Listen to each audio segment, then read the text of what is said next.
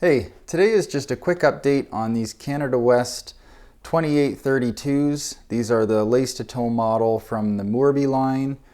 I absolutely love these things. I wear them all the time. I did do an initial impressions video. I'll put a link in the description and I'll put a link up in the corner here in case you just want to see information about the materials. I'll go into a lot more detail there, the fit, sizing, all of that stuff. If you do watch that video, be kind. I still don't know what I'm doing, but back then I definitely didn't know what I was doing. But yeah, so here are some pictures, some close-ups, some videos of how this leather has aged with time and all that wear. I've used these for all kinds of different things, you know, just typical stuff like going for hikes in the woods. I work on a farm in the summers. I use them for that.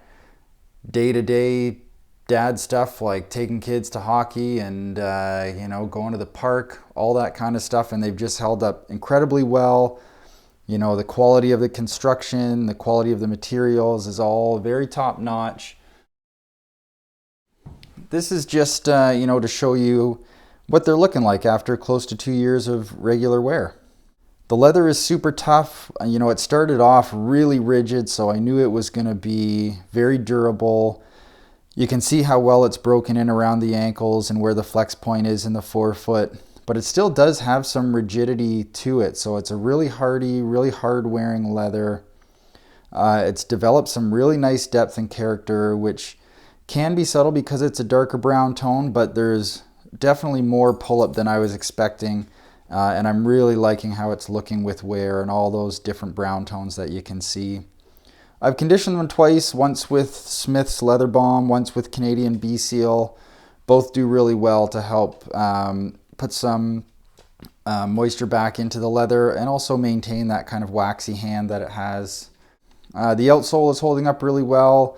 A lot of the tread is worn off and worn down, but it's still got lots of life left in it, so no worries there. No separation happening anywhere around the outsole. The pour-on insole is still comfortable.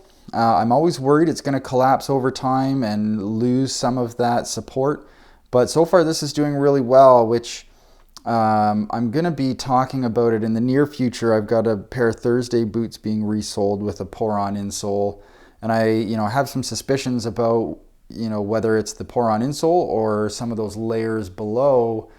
If there's enough cork in there, or if there's a midsole, or what that midsole might be made up of, and how that feels over time, as opposed to just putting sort of all the onus on that pour-on insole. So far, even though my preference is for a full leather insole, the pour-on insole in these is still holding up just well, still just as comfortable as day one, so no concerns there.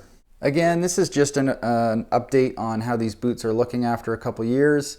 If you're looking for more information about the materials, the fit, the pricing, anything like that, check out the link in the description for the initial impressions video. And thanks so much for checking out the video.